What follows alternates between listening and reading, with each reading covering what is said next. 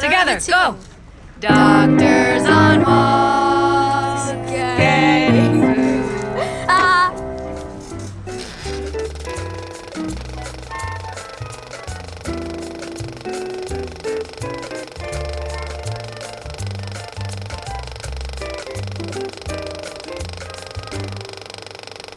My favorite pastime is having a cigar and a scotch on my back porch.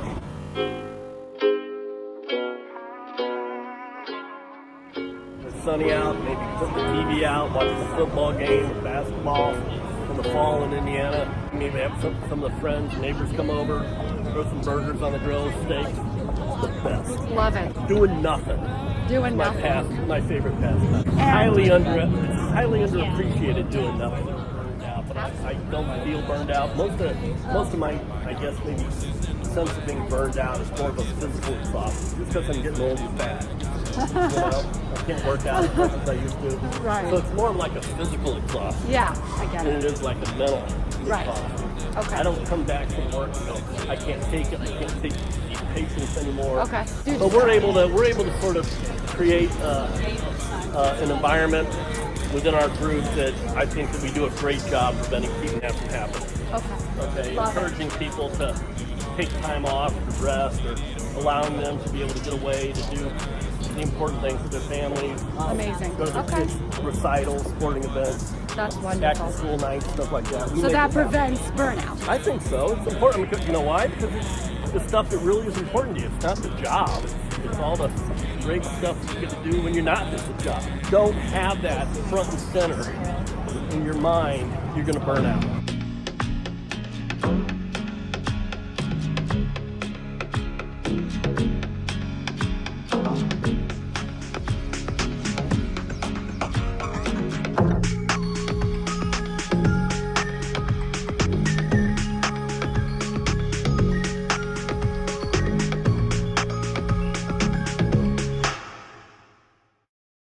Yeah, I mean, I'm 55.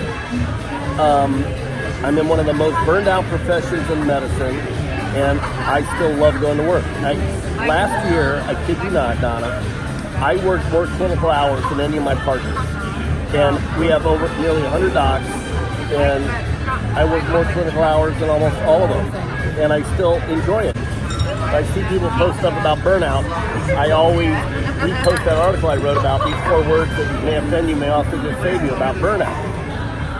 Because that's how I get through it, where I just say, hey, it's just a job. Wow. You know?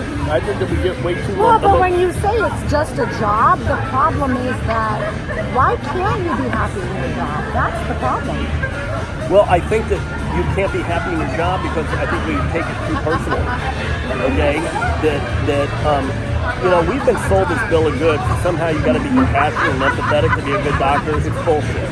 It's absolute bullshit. Patients don't care. They don't know the difference. Okay?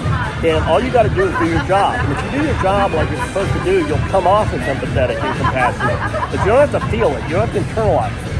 Okay? And for some reason, we're being made to feel that somehow we have to have this hoarse whisper kind of, intuitiveness with patients, and there's got to be some sort of spiritual connection. It's all bullshit. Okay? It's just do your job. Provide good care, even on the days where you don't feel like being there. And that's why I talk a lot about embracing heroism. We do not embrace heroism. This is heroic. When we do a good job on days when we're miserable, we need to walk away feeling fantastic that we were able to do a good job, and we don't. And medical schools are horrible about this. They're picking the wrong students. They're so focused on this whole notion of somehow they're going to find this mystical, pre-med. You need to find people that are resilient, that will show up and do the job, do it well, and then go home to their family and kids and enjoy the free days. But interesting you said that, because here's the interesting difference. Thank you. You work in an emergency room. So the difference is that, right? In an emergency room, you're seeing emergencies and then you're done.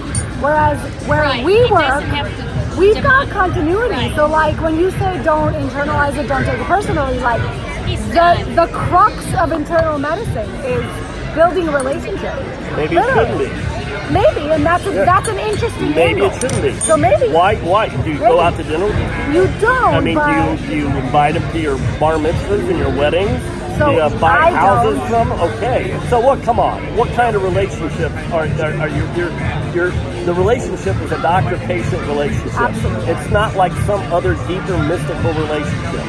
Okay, it's not a whole lot different than any other relationship you have with your builder, your plumber. You know, come on. All right, maybe we overestimate this quote relationship, but a lot of these people, man, it destroys them. I mean, we talk about the doctor rating stuff in the past.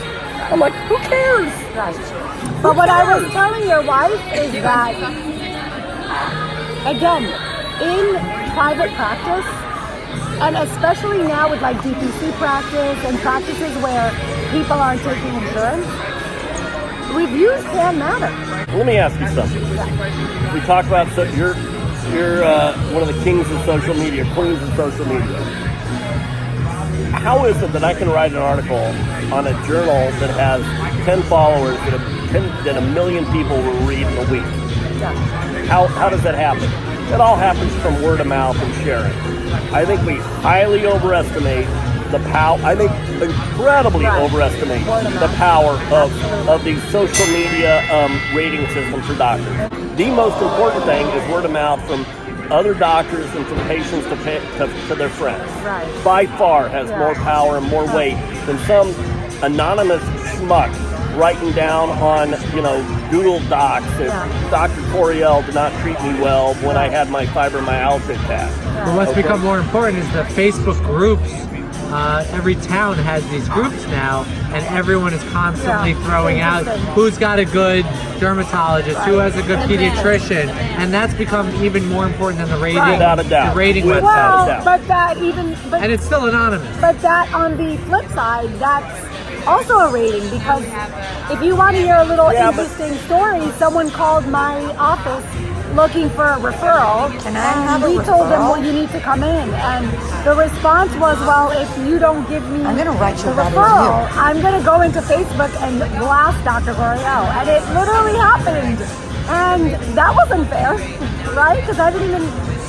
And everybody that listens to her or him, you don't want as a patient. And you're right to some degree, but from my understanding, what happened was people started to say, oh my God, I heard she was good. Why? What happened? But that's what you want. You want people then They're to come to talking your... about you. Name recognition. I mean, that's happened to me before, too. I'm sure, where somebody has said I'm something, sure. you create enough goodwill that the people that really have good relationship with you and have liked your care, will come, they'll go, hey, you're wrong. I don't know what issue 100%. you And had, that's what happened. but if you had an issue with her, it's probably more of a reflection of you than her. Particularly in a forum like Facebook, which is not anonymous, which is why I like Facebook as opposed to something like Twitter or other things where you can create like a pseudonym, and why I don't publish anything on any sites where comments can be anonymous. I sort of like that. So, I mean, come on, where do you get your painter from? Where'd you get your last lawn person from? Most probably didn't get them off the internet. You probably got it from, hey, who painted your house? I think that's what kicked this off for you too, is someone was bad-mouthing a colleague that you knew that was... Absolutely. And that's something interesting.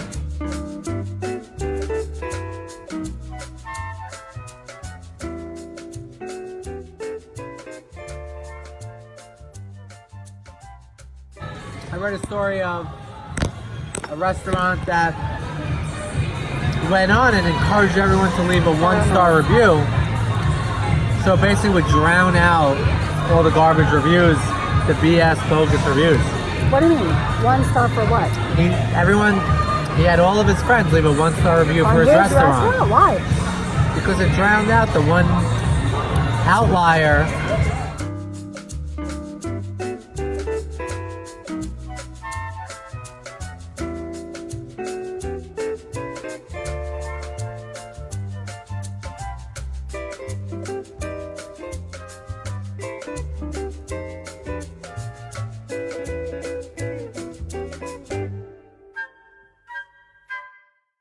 In my book, there's this woman that left a horrifically scathing review years ago about my book. And my kid goes, "Oh my God, Oh my Dad, God, this woman Dad, really hates this your book." woman I said, really "No, hates your I book." read the review. I said, this woman hates me." I said, "There's a big difference." And I knew who wrote it. Really? Yeah, I found out later. I was able to figure out who wrote this review. And it's some girl that got mad at me on the bus when we were in 4th grade. I kid you not. You were on the list, right? Yeah, I was like that Adam Sandler, like that Adam Billy Sandler, Madison. Billy Madison list. Yeah. So writes this You were horrible. Steve Buscemi. All right, on Steve Buscemi had that list. So I said, yeah. I said, and I have no idea what I did, but it wasn't good. Yeah, but obviously something that she was mad about And it in left, 4th grade. left the lasting impression. Yeah, every one of us can be replaced 5 minutes after we leave. We're not that important. And once we embrace that and we realize that the things that are more important are the things we come home to as opposed to the things we're taking care of in the hospital, and you embrace that, the greatest word to know in medicine is no. If somebody asks you to do something, go, yeah, no. And the word is no. No, no, no, no, no, no, no. And the word is no. No, no, no, no, no, no. And if we had more doctors that just said, no, we need you to be on call, no. The most liberating word in the world is no. It saves more people's lives than any other word. Emotionally, too. No. No. Let's see this. It looks like an art installation of some sort. I just want to show. Wow. And we're here at Pier 17. It's absolutely beautiful down here. Gorgeous. If you Look ever at want to that. go to a concert in New York, Pier 17. Amazing. And your My son works exactly, here. That's all I wanted to say. Great meal down here at the Fulton. Fulton's? No? The Fulton, Fulton. exactly. John George. Yeah, unbelievable. Amazing. Beautiful. And his Get the son lemon pudding. helps. The lemon Meyer dessert. Yep. And his son works there, so it's incredible. Yep. Not at the restaurant, but at the concert center. Right, So, at the upstairs, right? yeah. Is that? So I was trying to get him to go to Little Nas X tonight. And, sing Old Town Road and rap, country rap. But didn't work out.